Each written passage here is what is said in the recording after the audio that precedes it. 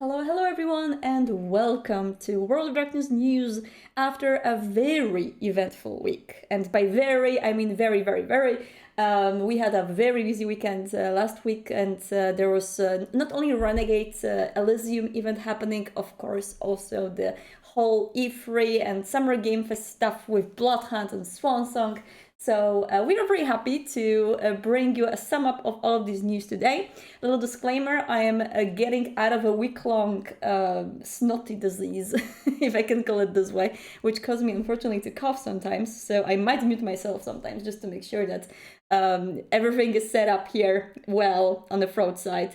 But yeah, I feel pretty okay, and I am ready to bring you a lot of information, because we are going to start with Bloodhunt and go very deep into, oh my god, I'm so happy I can finally call it Bloodhunt on stream. I've just realized it's the first time I can call this game with its real name. I knew this name for a while now, but we obviously, used code names, and we haven't called it with that name publicly, because it wasn't published just yet. And with my friends, whenever they were asking me about this game, we started to use the name Where Are We Dropping Vlads? And it's still, I think it will function in our brain under this name for a long time, Where Are We Dropping Vlads? But, but Bloodhunt is definitely more catchy, and now we can finally call it this way. So yeah, I have lots of news. I grabbed the gameplay video from Act Gaming that I will be playing in the background, so you guys can see actual gameplay, how it looks like, and get through all of the information about the mechanics, the lore, and everything we got revealed last week. All the news I have for you today are taken from Discord, both Discords actually, World of Darkness and Bloodhunt. Developers are very active there, and they respond to many questions, bringing more information. So I summed up a lot of their responses into, actual info bits. Plus, additionally, of course, there's a lot of press materials already available. People were able to play this game, put their hands on it, play for 2 hours in the alpha playtest. And during that time, after that they wrote some very cool reviews and initial, previews and their thoughts about it. So from all of that, I have a lot of news for you guys, and a lot of things that I can finally talk about. I'm very happy about this, because I did play this game, of course, in the past. I had a blast with it, but I couldn't talk much about what I personally saw in it. But today I can talk a lot more about this. So yeah, additionally, afterwards, we are going to cover the other news and give you a sum up of TTRPG releases, which were announced last weekend. Of course, LA by Night's comeback, which we're super happy about, and Vampire the Masquerade Swansong with its Elysium trailer, and what it does mean, and what to expect from that game. But we are going to start with Bloodhunt. Of course, if you have any questions, please drop them in the chat. I won't be able to probably answer all of them, but I will try to answer from, as much as we know publicly so far, because I've been checking every article, making sure that, writing points. Okay, I can talk about this. That was revealed. That's already public. So yeah, I guess without further ado, let's go into Bloodhunt Overview and talk just a little bit, about the very first huge multiplayer game in Vampire the Masquerade world, which we are super excited about. So, in the background, you will see, this is both the combination of the trailer, which you could see, it's all in engine, and also you will be able to see some actual gameplay here. So that's a mix of these two. More videos with more gameplay that are going to be available soon. And of course, you can also play this game yourself. Check it out for free during the closed alpha. To sign up for the closed alpha, you gotta go to bloodhunt.com and write your email address in there, and they will reach out to you if you will get to the list, and it will open, I believe, on July 2nd. So the alpha is actually coming very soon. And of course, later on, the game is going to be free and available for everyone. There we go, it's some gameplay. The game looks really awesome. But yeah, let's go into the info tidbits from the game. And from the very beginning, I'm going to start with the basics, and then I'm going to go more and more into advanced zone up until we're going to talk a little bit about the lore and stuff that I'm sure is going to be very interesting for Vampire the Masquerade fans. So basics of gameplay. This is a battle royale game in which you will be able to queue in solo or play in the teams of 3. So you can either play with your little coterie of 2 other vampires or play alone.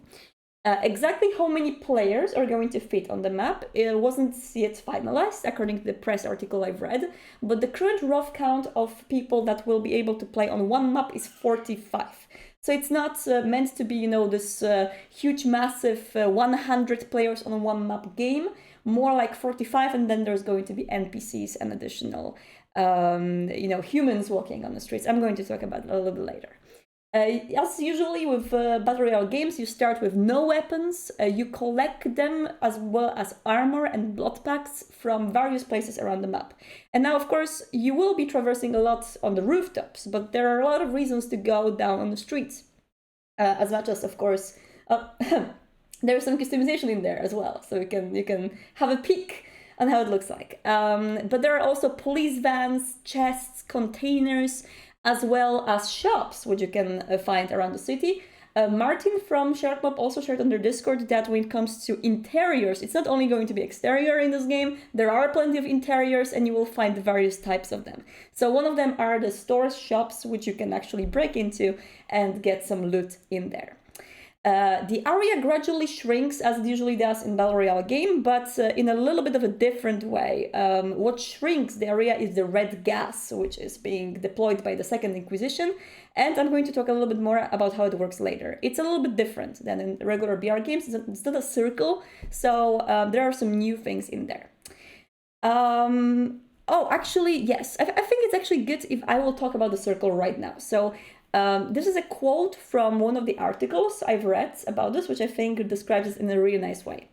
So, Bloodhunt's approach to ever-encroaching circle, a staple of the Battle Royale genre, is totally different. Rather than a ring, it's an amorphous shape that clings closer to the streets and rooftops, funneling vampires into harrowing gauntlets, forcing them to fight hard. Hubbard, which is one of the game developers, explained that initially people pushed back against the change.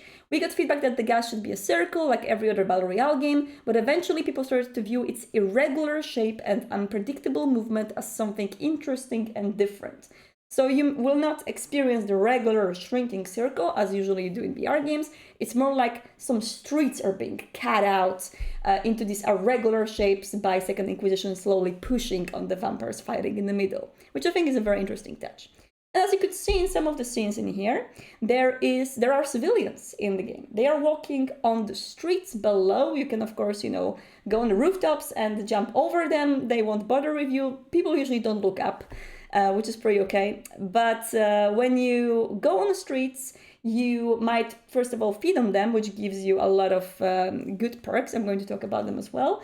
But you might also break the Masquerade if you do vampiric things around them. But first of all, feeding. Feeding on humans on the streets, first of all, replenishes your health. So if you are in the bad shape and you need some boost to your health, you better try to find yourself a human.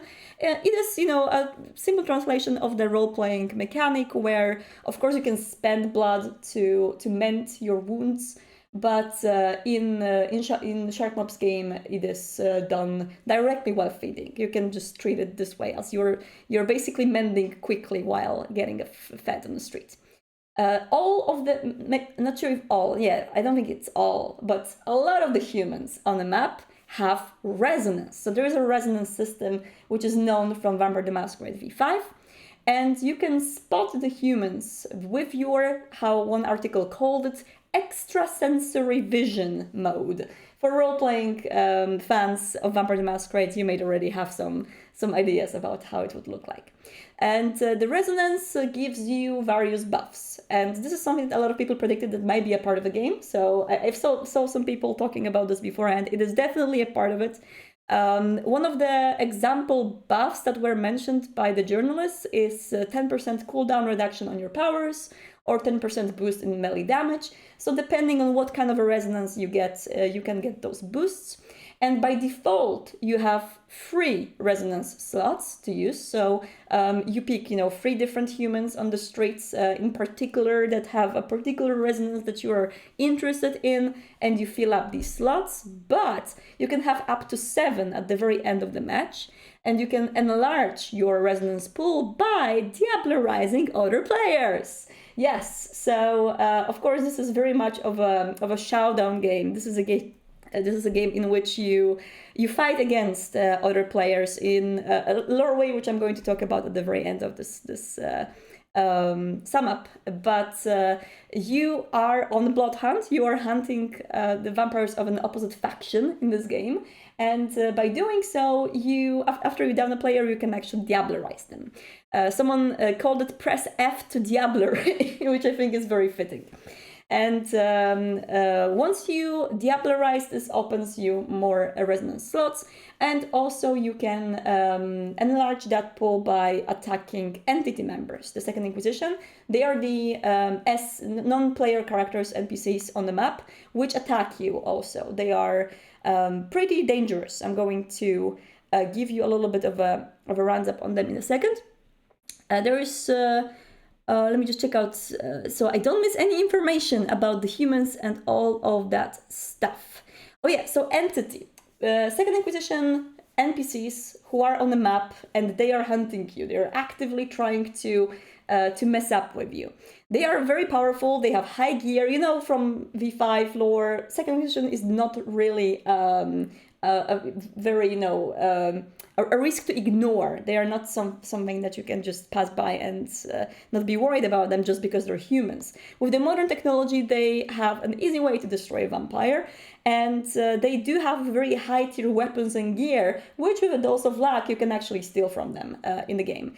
But once you decide to actually hunt Second Inquisition, not only it's going to be difficult unless you do it in a very tactical way. For example, when you're playing with a team, you have to engage your whole team with them. When you're playing solo, you gotta try to walk from a certain direction, making sure that you're going to eliminate them one by one.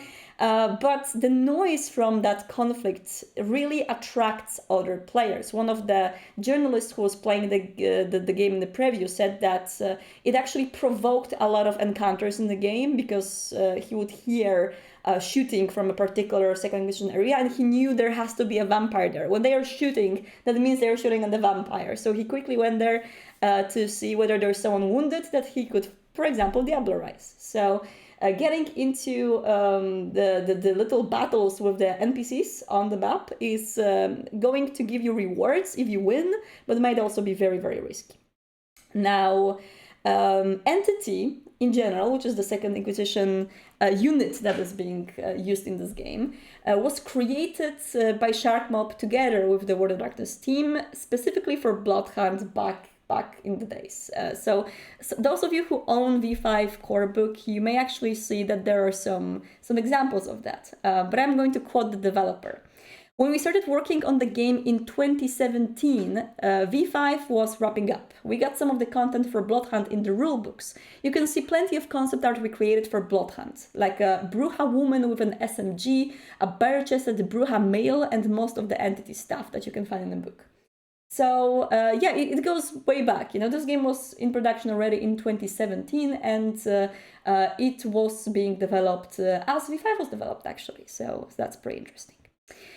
Now, mobility. You can see some of that here on the video. The mobility is pretty huge in this game. You can climb the side of any building in this game by pressing a space button. So you just walk up to the wall, press space, you climb up. You can slide along the rooftops and leap from them. You can use your senses in order to scan the area around you for things of interest. So you can assume all vampires in this game have auspex. Basically, it's I think a very useful ability in this game to be able to see more. So heightened senses for everyone.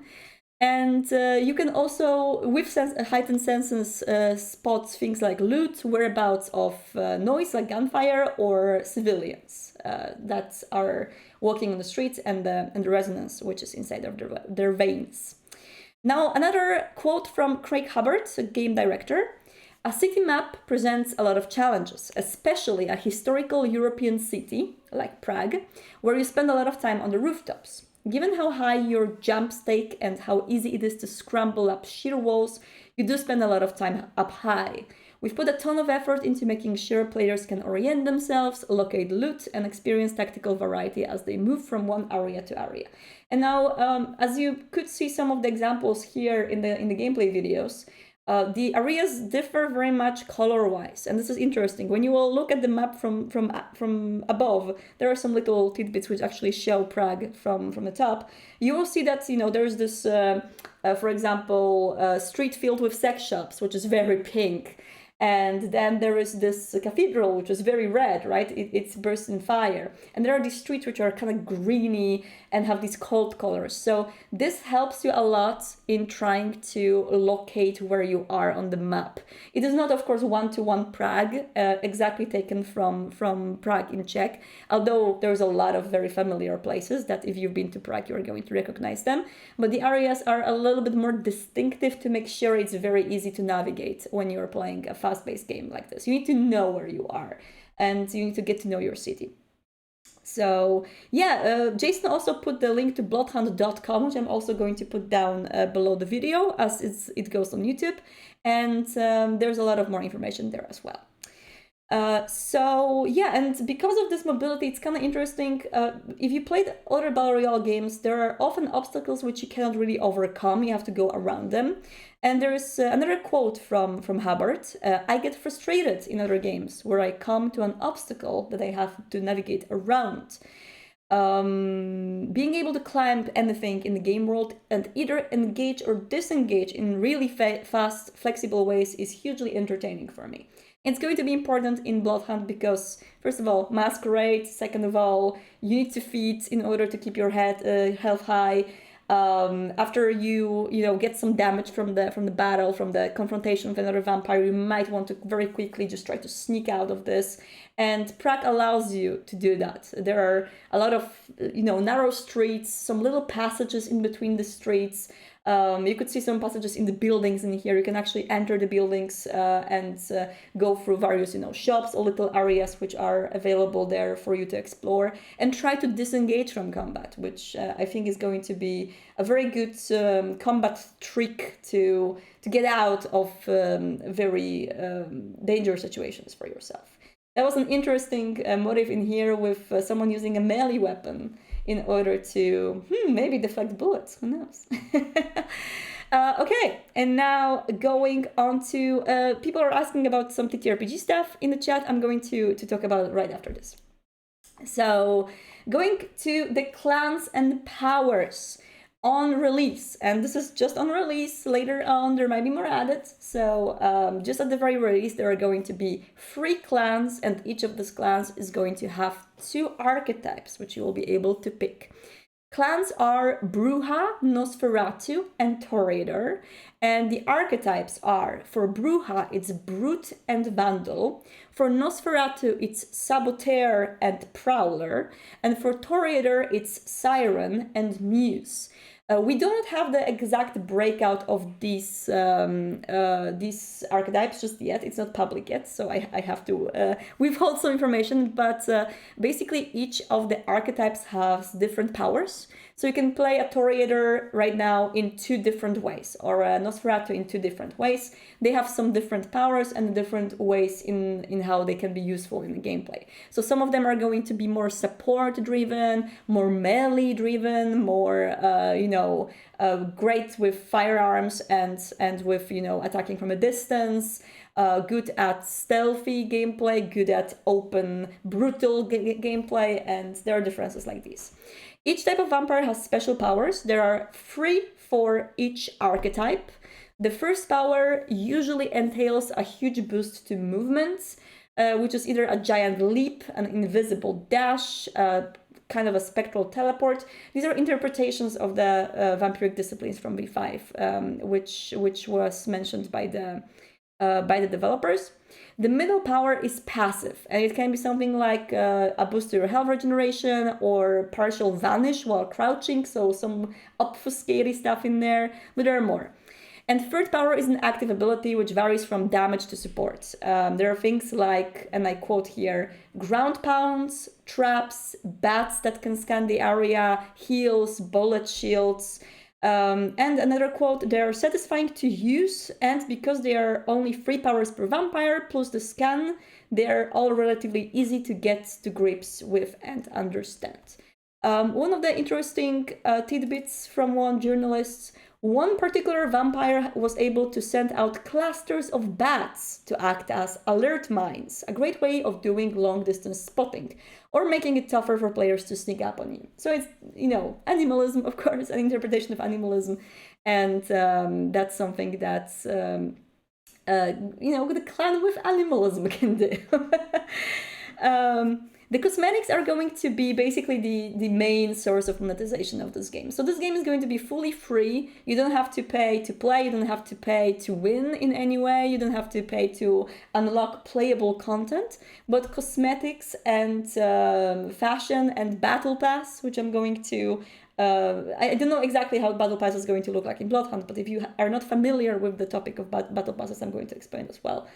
These are basically, the only ways that the game is going to be monetized. So fashion and cool things that you can get. That's all the monetization, but nothing that is going to make your game easier or is going to make you win or anything like that.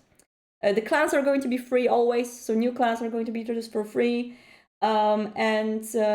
Basically you can jump in anytime and try it for free.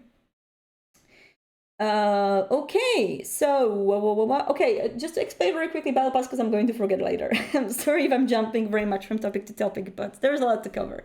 Battle Passes in other games, how they work, because I play plenty of multiplayer games which do have this option, like Apex, for example. And how it works is basically it allows you to buy this extra layer of monetization in the game. Basically, you unlock the additional achievement level, and when you do some various quests in the game, it results in you getting some exclusive cosmetics. So again, when I usually play my battle royales with my husband, he buys battle passes. I don't do it often, but the game doesn't really change for us. We play exactly the same as a team, and it's not anyhow better or worse for me. It's just that by playing the game actively with the battle pass, he's going to unlock more cosmetics. So that's usually how it works in games. I'm not sure how it's going to work with Bloodhunt, but we know for sure that Sharkmob doesn't want to do any pay to wins or anything like that. So it's going to be mostly cosmetics, fashion driven. If you want to look super cool, that's where the money is going to come from. And this game is kind of perfect for that, because it just that there's so much fashion to being a vampire. And there's so much visual power in how you want to represent your clan that I think it's a very good idea. And I really hope that it's going to pay off for the huge effort that this game is. Okay, so going back to the roundup of the gameplay and everything that I have prepared from the news for you. So the game director says that the powers are definitely driven from Vampire the Masquerade rules and lore. He says that they are drew heavily from the powers that you can see in the books. So if you are aware of Vampire the Masquerade V5 discipline powers, you will see a lot of similarities. The thing is, when you saw that there was a lot of questions happening after the trailer on Summer Game Fest, because there was a power that one vampire had, which looked like a fireball, and people were like asking, like, is this fire? Is that Cults of the Blood Gods fire on Tremere? What's going on? And no, there are no fireballs in this game, as for now. No fireballs whatsoever. But developers say that one challenge they had was to visualize the different powers, so both the player and their enemies understand what is going on, get the telegraphing needed for the proper feedback. This is not something you really need to worry much about in the tabletop setting, but in a fast-paced PvP game, it is essential. So there we go, that's the one. That's the one that people said it's a fireball. It is not, it's just that when you are in this PvP setting, things like discipline powers cannot be very secretive, cannot be really, I mean, as long as you're not obfuscating and being invisible, it needs to be very clearly communicated to the other player what you do, because that's the only way for the other player to properly react with their strategies. That's just a very important part of the competitive games. For example, when you are doing ultis, right, in different games, you usually have the sound or you have a very big visual effect. So other players can know for sure, okay, this character is using their ultimate, this character is using this particular power. It's just a crucial part. So how the disciplines look visually in Bloodhunt is going to differ from the tabletop setting just for that particular reason. But theme-wise, they very much based on the disciplines you know from the books. So the powers are pretty much similar, taking very much of a inspiration from role-playing setting. It's just that for the looks, they need to be a lot more distinctive.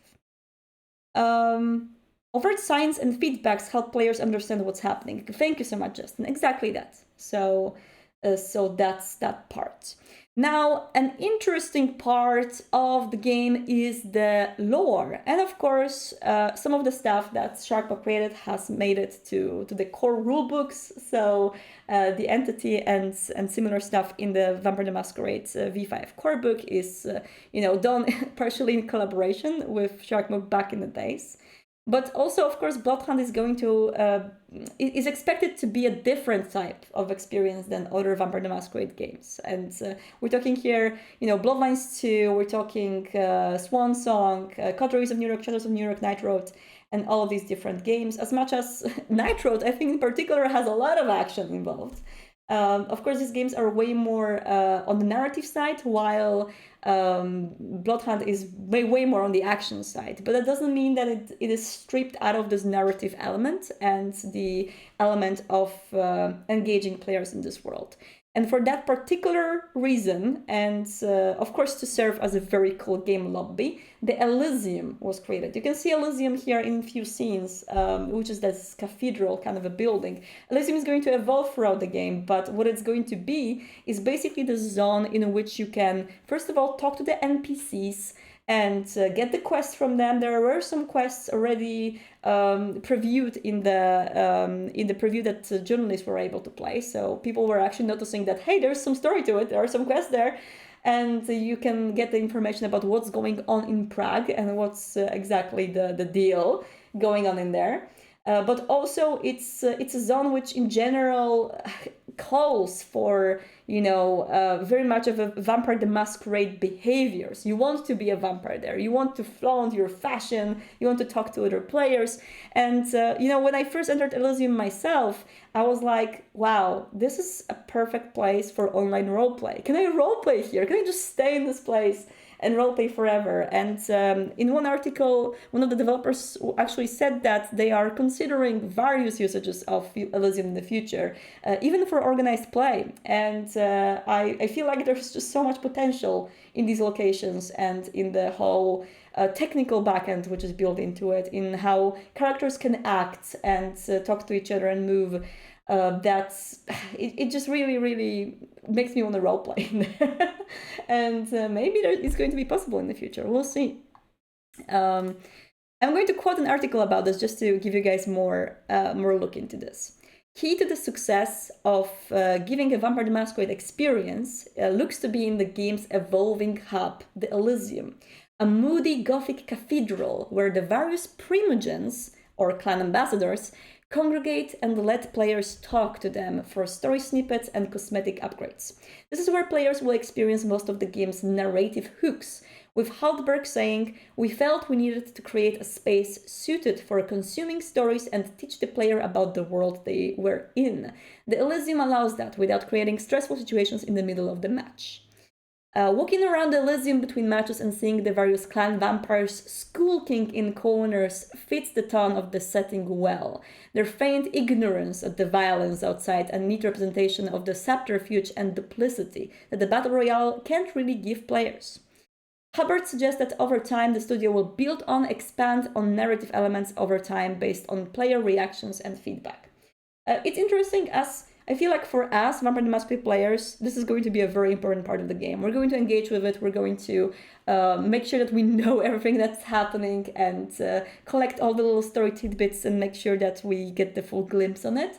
But for many players, it might not be. The story element is inserted in a way that you can definitely explore it in your own pace, but you might not want to do that. A lot of people will drop in Elysium and go straight to the game, ignoring everything in there, right? And it's also alright. It's also a way for people to get into this world and get them slowly interested in it by offering good gameplay and solid PvP experience. So there might be various ways of approaching this. I'm definitely going to be the lore heavy one, and I will be exploring all of that in detail, but this is a game which can be playable without exploring this part, which will make it very accessible for a lot of players. But I think that for most of us here, we're going to definitely explore this part more. Now, interesting. So people were asking about the factions and how it works in the game. Who are you playing as? Why do you kill all of these vampires? So to give you answer straight from Martin Holdberg, which is one of the developers of the game, we opted to go with a system similar to how the game America's Army does it. You and or your coterie always see yourself as Camarilla, and when you enter a session, we show all other enemy kindred as Anarchs. So no player actually chooses a sect at this time. They all see themselves as Camarilla, and the enemies are always Anarchs. And this is done, of course, for the lore reasons as well as gameplay reasons. In the Battle Royale, it's you against everyone. There's no, teaming in the basic Battle Royale mode. There are plans for more modes than just Battle Royale, but for that we need to wait for more reveals. But in the basic Battle Royale, there's one winner or one team is winning. So in order to do that, everyone else needs to be your enemy. And one of the very, understandable ways of doing it is actually doing it the way America's Army does it. So setting all of the other players on the separate side for in your eyes. So when you enter the game, this is the lore for you. You are a Camarilla vampire, and your team is from the Camarilla, and you are trying to stop those goddamn Anarchs from doing whatever they want to do. Yes, this is in-game footage, so that's all in-game. It's very impressive. Actually, visually, this game is just super duper impressive. And I hope to show you more gameplay videos soon. Or you can jump in on the alpha in July to see it yourself. The game is stunning, simply. And of course, there comes worry here with the system requirements, but I believe there are system requirements now available on the website, so you can check them out. There's also a very lengthy FAQ on the website if you have particular questions about the game, alpha, availability, and anything like that. There's a lot of information in there. Now, when it comes to alpha, this is taken from Discord, so that's the information we got recently. There's going to be no NDA on the alpha whatsoever, so everyone who has access to alpha can stream it, record it, etc.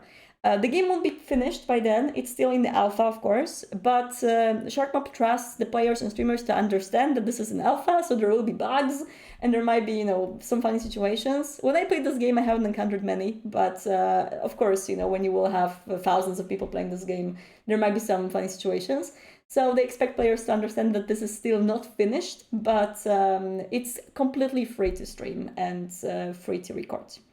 So there's going to be no NDA. You can play this game once you will get into alpha.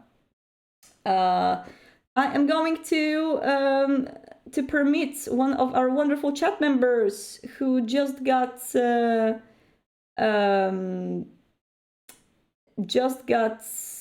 yeeted for posting the link. I'm sorry. All right, is this coming to consoles too? So far, only PC was announced. So this game is going to be PC first, and the developers want to check out, the feedback that players will have during the alpha. The closed alpha is going to be PC only, and about the next stuff, we gotta wait for more announcements. Okay, I am right now looking at the chat, so let me know if you have any questions. If anything is not clear, I cannot tell you everything just yet, but I know what things were were shared, so I'll be happy to give you more stuff. Is there a masquerade system in the game, or is it just all fangs out? Oh, actually, thank you so much for reminding me. I actually missed that part. So yes, absolutely. When you are down on the streets, there are no humans on the rooftops, thankfully. But when you are down on the streets, there are humans around. And when you act vampiric or do some shenanigans next to a human, you break the masquerade. Now, you can feed on a human, of course, and that's going to prevent them from, ringing the masquerade alarm. But when you are feeding on a human next to another human, they will, of course, notice you, and the masquerade will be broken. So what happens when you break the masquerade? This is, of course, a special situations in the city, like in general. There are, second Inquisition on the streets, red gas, all that stuff, poor civilians trapped in the middle of it all. But definitely it's not great if they will see you doing supernatural stuff. So there is a punishment for a player who gets noticed, and that punishment is the Bloodhunt debuff. You're becoming blood hunted actively after you break the masquerade, and this shows you on the map for other players. So you are a little nice dot that other players can see. In the Battle Royale setting, it's horrible. If you played any other Battle Royales, you know that hiding and being able to spot your enemy first is amazing, is something that you always want to do. You don't want to be spotted first. So when you are pinned on the map for people to notice you, this is going to, in most cases, result in the altercation. Someone is going to come try to diablerize you, right? So there's an active blood hunt on you for a short duration of time. It doesn't happen for the whole match, but for some duration of time, you are going to be blood hunted. And I'm going to mute myself, cough, and listen to more questions.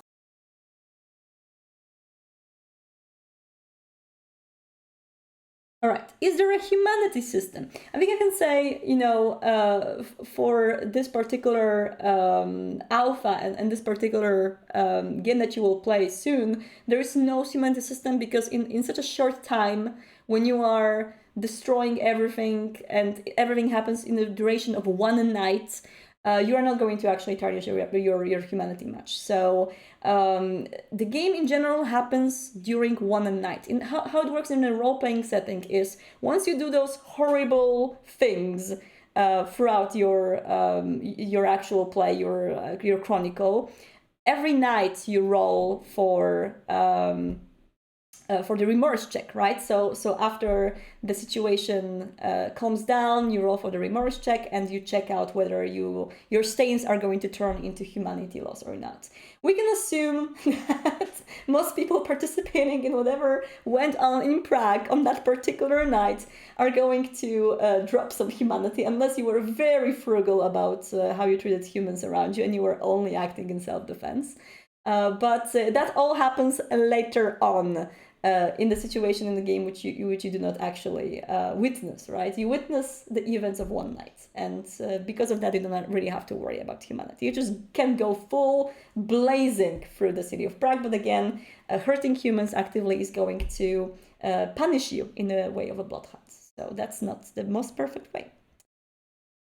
When it comes to any plans for other clans, I know for sure that there are going to be other clans. There were that was set already, but which ones, I don't know. I'm going to quote you, developer of the game, speaking of clans. Let me just find this quote in particular. Someone asked about Gangrel, and Gangrel is one of the favorite clans of Martin Hulberg from this studio. And he said, the launch of the game is just the start of the live phase, so more clans and archetypes will be added. We knew that Toreador is a popular clan and challenging from a combat perspective, so we wanted to get that in early. Gangrel is a little bit more straightforward in terms of combat. So they kind of started with 3 very different clans in gameplay. Nosferatu, Bruja, and Toreador, they do act very much differently, and their archetypes are also very much distinctive. So I think, picking Gangrel, for example, at the very beginning would maybe make it too similar to Bruja, and Banu Hakim maybe as well, I'm not sure. But they are definitely planning to add more. And I'm sure that they will be looking closely at the feedback people are going to give them about which clans they're waiting for in particular. Yeah, the mixture is pretty good on the very beginning. They are very much different. I personally played the most as a Toreador, I can tell you already. I really enjoy that. So I am a Toreador player, I think. Let me check more. Shadow Tentacles for La Sombra, definitely. You can have multiple characters, yes.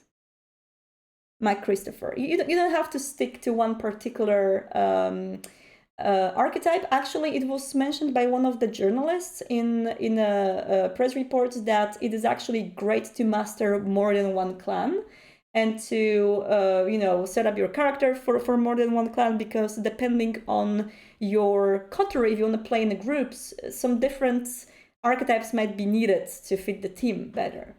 And it's good to always have your Toreador on the side, or always have a sneaky Nosferatu. So definitely play more than just one clan, and it's encouraged. And you can customize more than one character. You can basically make your own character for each archetype and have them customized and all that stuff.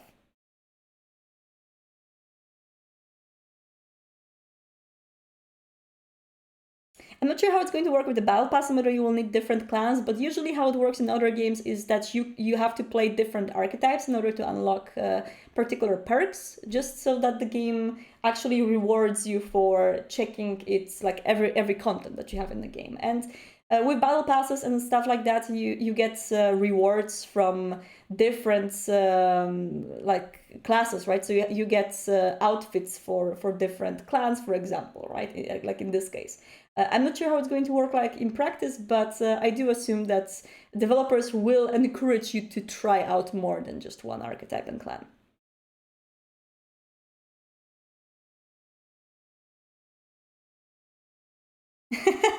Is the trench coat and the katana Bruja starter gear set, or do we have to work for that? I actually am not sure which are the starter sets, because when I was playing, in the playtest, I could just check out all the outfits. I was a lucky playtester, but yeah, I don't know what are going to be the starter sets. Sorry.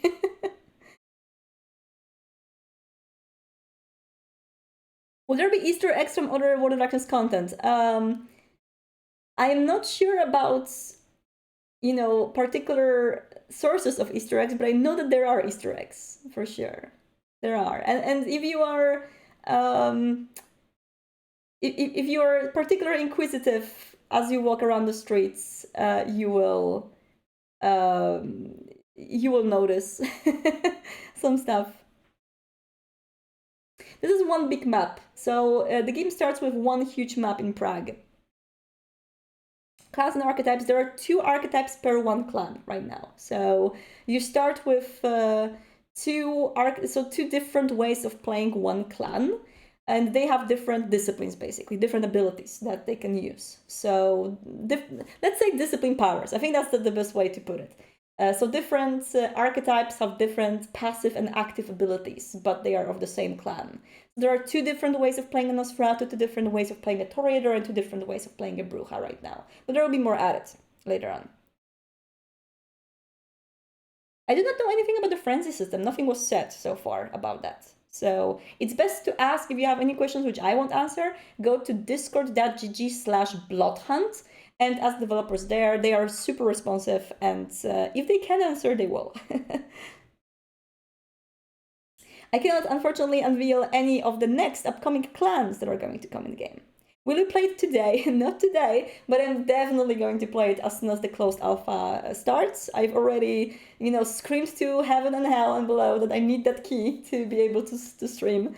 So as soon as the alpha starts, I will be covering the game here and on my channel as well. So I will be playing it for you guys.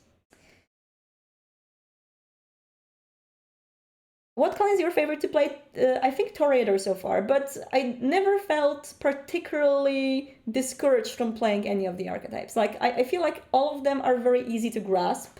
There's nothing... there was no archetype that I was particularly opposed to playing. I was very much into playing all of them, but just because the looks...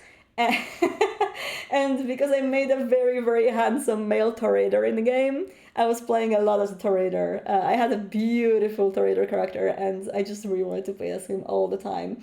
And yeah, and I love the abilities. The abilities were really good. So, like, very inspired by Celerity and Presence, which are super cool disciplines for this setting. So, yeah. Toreador bias, definitely.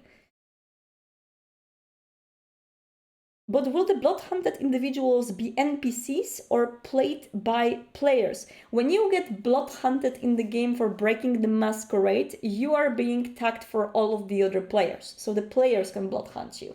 But, whenever you will walk in front, in the side of Inquisition, they will attack you. So you don't need to be particularly blood-hunted in order for this Inquisition to hunt you. Inquisition is after everyone, and if they will notice a vampire, they will attack. But the Bloodhunt debuff for breaking the Masquerade is for other players. Thank you, Jason, for posting the FAQ. I will also post it below. I'm not denying the Bruja. I love the Bruja. You're awesome.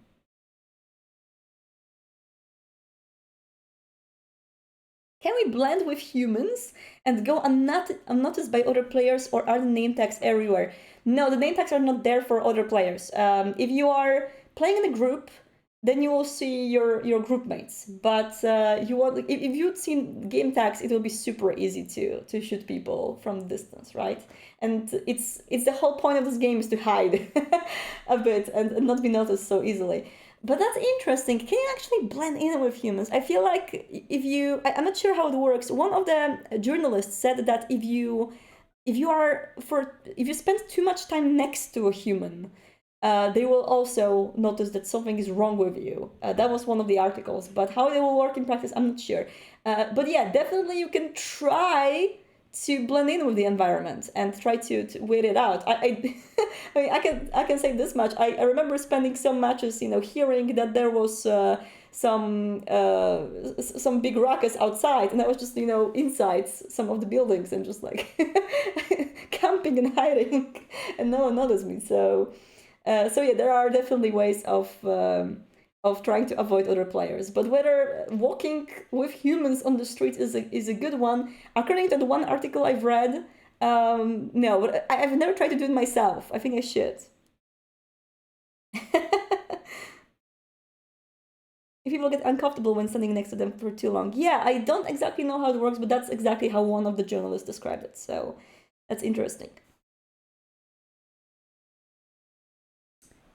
Hazel Mathiasi, actually, I don't know if you will get any in-game perks for playing the alpha, but that's a very good question for a shark mob, and I'm sure you should ask on their Discord. Christoph needs to show up. Oh, definitely. I would be absolutely happy if there would be any Easter eggs from Redemption. If there are any, I don't know.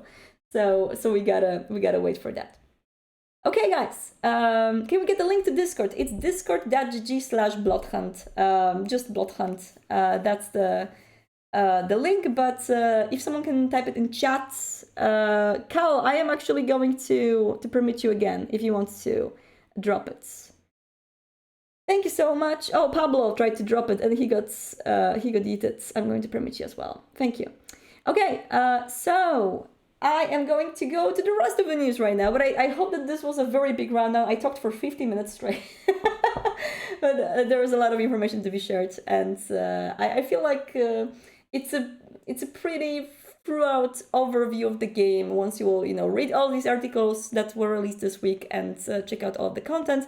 But of course there's going to be more content to come before alpha, so you will be able to see stuff online.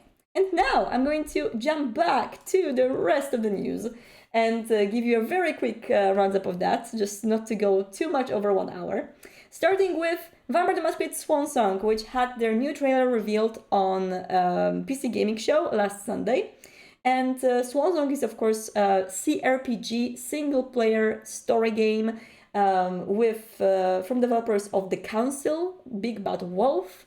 If you know the game The Council, this game is basically very similar, but with some added content. They've learned some lessons from developing The Council, and now they want to take it to next level with Swansong. And we really hope that it's going to bring similar narrative, layer as The Council had with some very exciting gameplay. So how the game works is you play as 3 characters, and this actually switches throughout the game, so you don't pick one, you play as all of them. You play as a Malkavian, Ventru, and a Toreador, and the trailer of a Malkavian character, Leisha, was released last Sunday, which is showing you a little bit more of her backstory. She has a very special relationship with her daughter, and she's a mother, and there's some very interesting stuff that you may get from this trailer in general. It's made in engine, partially cinematic, with some little gameplay tidbits in the end. But that's not the only thing which is going to be shown in the short span of time. This is basically a comeback of Swansong to the public marketing as we are getting closer and closer to the planned release. And the next beat is going to happen on July 6th during Nacon Connect, during which you'll be able to see yet another trailer. And what trailer that's going to be, I'm going to leave it to your guess, but I really hope you will enjoy it. So, yeah. You can check it out on YouTube, and thank you so much, by the way, for everyone that is from this community. I know that a lot of you are here and watch the show, so I just want to thank you here as well. Both Swansong and Bloodhunt, suffer a bit in the comment sections of YouTube from people who are not aware that these games are not Bloodlines. And this is, a very easy mistake to make if you are not very much into Vampire the Masquerade. If you do not really understand that Vampire the Masquerade is a whole setting and there's a lot of things based on it. And some people thought, that Swansong is basically, remade Bloodlines, or that Bloodhunt was made out of Bloodlines assets and stuff like that. All of these games are in production separately and made by different studios at the same time, basically. So they are being in production for a while. But right now, as we are showing materials to them, there's plenty of people that don't really understand the difference, which I'm very happy that there's a lot of people from the community going into comments and trying to reply down below and fix this misinformation. It's really appreciated, because ultimately every developer here brings something completely different and gives you this bigger Vampire the Masquerade experience while not taking from the other. It's not like Swansong or Bloodhunt share the budget with each other. These are very much separate games made by different devs that support each other on social media and such. So yeah.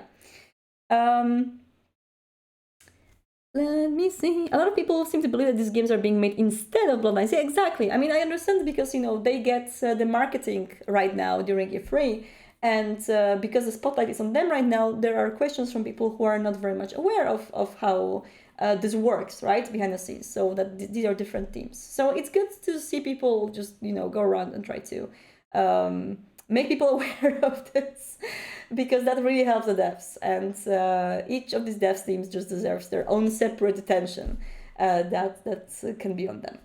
Okay, and now up to TTRPG news quickly. V5 Sabbath preview is up on the website. If you haven't seen it yet, go to worldofdarkness.com account section. You gotta have a World of Darkness account or Paradox account, and if you log in, you can make it for free. You will be able to download the preview for free, and after that, go to our Discord and let us know what you think. There is an example path of Cain, I believe, in the preview. There is a discipline power and an example enemy from a different path, which is super, super exciting. And also, of course, some art and an intro to the book, so you can check it out on our website if you want to. worldofdarkness.com. That's the website. It's here. Here. And you can click on account in the corner and download it if you want to. Now, the very quick roundup of the TTRPG news shared on Elysium event last week. First of all, Book of Not is getting an official re-release in retail. There will be two versions, a regular one in faux leather, which is going to be released, as is. People were asking what's the difference in between this one and the Onyx Path print on demand. So Renegade's version is going to have this faux leather cover. The PDF is going to be the same, so if you just want a PDF, you can grab either. But the Renegade's book has different cover, and it's also going to be available in retail, so you'll be able to grab it in your local stores. Now, Book of Not Deluxe Artifact Edition is something that they are also preparing. It's crazy amazing. 500 copies of Book of Not Deluxe Edition are going to be made with 14 parchment scrolls, Aristotle de Lawrence handwritten journal, a stone tablet, this huge wooden crate, and more. Photographies and some materials for your game. This is an in-game prop. A very big, very exclusive in-game prop which you can use for your tabletop games, and it's beautiful. And now this picture doesn't represent the final version of it. Wait for more final pictures as they come. But it is definitely a wonderful thing that is going to probably clutter my shelf as soon as it comes out. And other announcements that were made during Elysium are second Inquisition book. There was some art shown. There was also a creator panel featuring writers that worked on the second Inquisition book. You can check it out on YouTube. It's available there. Also, Roll20 got V5 Storyteller Bundle, as well as separately V5 Core Book, Anarchs, and the Camarilla, so you can check it out on Roll20. There's a new dice set coming with a little bit different and more beautiful V5 dices, with more crimson red on the hanger dice and the black sides on them, so it's going to look more slick. There is also a re-release of V5 books. We changed the publisher a while ago, as you may remember. Renegade Game Publishing Game Studios is our new publisher, and they are going to put all of our books in retail, as well as also help out with putting Onyx Path books in retail. So more information about that soon. And the books are basically the same, with the exception of Core Book having the companion errata included. There's also a new Storyteller screen and toolkit, and more things coming. You can check it out all on Renegade's website. So there's there's a lot of updates.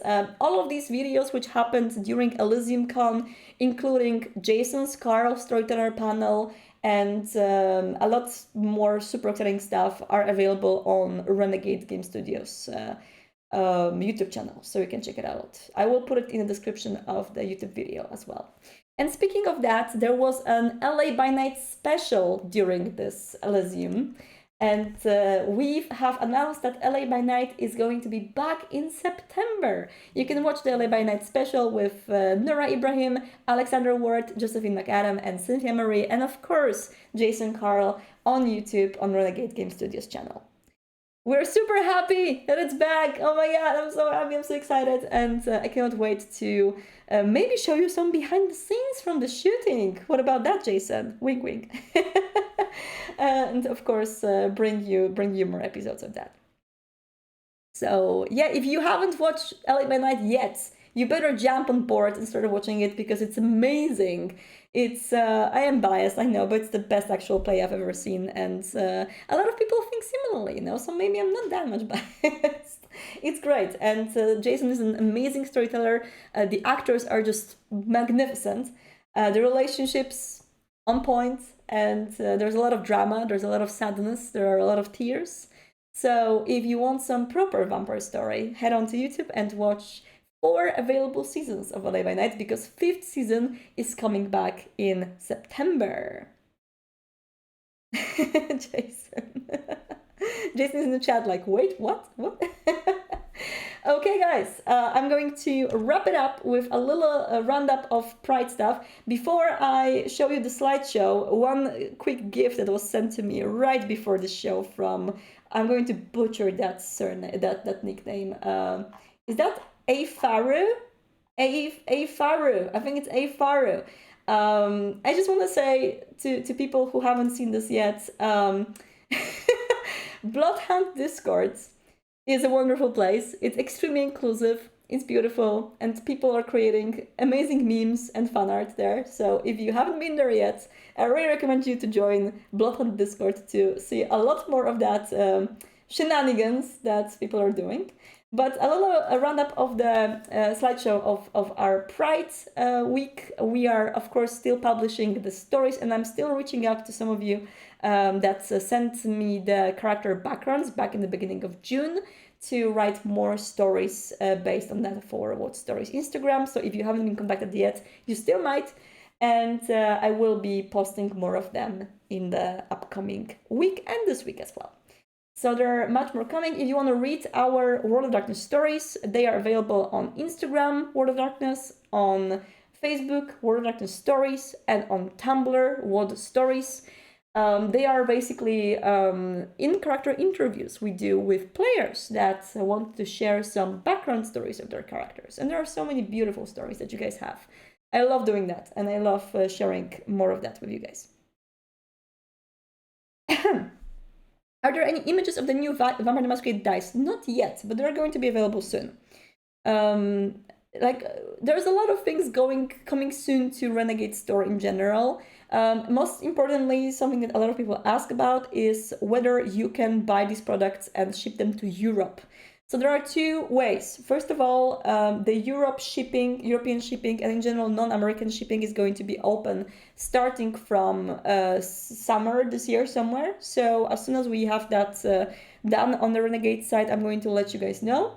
And second of all, these books and products are going to be available in retail, so you can contact your personal RPG stores and ask about them. I've seen some pre-orders because I'm from Poland, and I've seen some pre-orders on the Polish sites already. I haven't checked out Swedish ones actually, but I'm sure if you will ask, they will give you a proper answer, because they are going to be available in retail everywhere. But of course, you will be also able to ship them straight from the store during the summer. Will the new dice have clan sets? So the dice are going to be just regular V5 dice as for now. If you want to have particular clan sets, you can check out exclusive dice that we have made by Level Up Dice. They have dice for all of the V5 clans, I believe. I'm not sure if they have for the last 3 introduced. Jason will know. But Jason, do you remember? Do Level Up Dice have Tsimitsi and Salubra and Ravnos? I'm actually wondering. I know for sure that they have all of the previous V5 clans included. So you can check it out. They are pretty expensive, but they are absolutely beautiful. And they are also made in metal, which makes them gorgeous. Yeah, so on Renegade site, as for now, it's going to be only the release of regular V5 dice. So they're not going to be clan marked, but who knows what comes in the future. The Level Up Luxury dice do have all the clans from the companion, but they sell out very quickly. I see. Thank you so much for letting me know, Jason. Okay, guys. So, this is wonderful, by the way. There's a Pride event on Vampire the Masquerade Second Life server, which is just amazing. There's a lot more screenshots from that on Twitter if you guys want to check it out. But yeah, I hope you like the little showcase of people's works this week. And I'm going to be back next week with more. I am very much eager to link you guys as soon as we will have some more gameplay videos from Bloodhunt, because I'm really waiting for that. And to see you guys in Alpha as well. I really want to play this game already. It's going to be very long. 2 weeks, 15 days, I think, are left up until the game is going to open for people. So yeah. Thank you so much for joining me today, and don't get lost in the night. See you next week.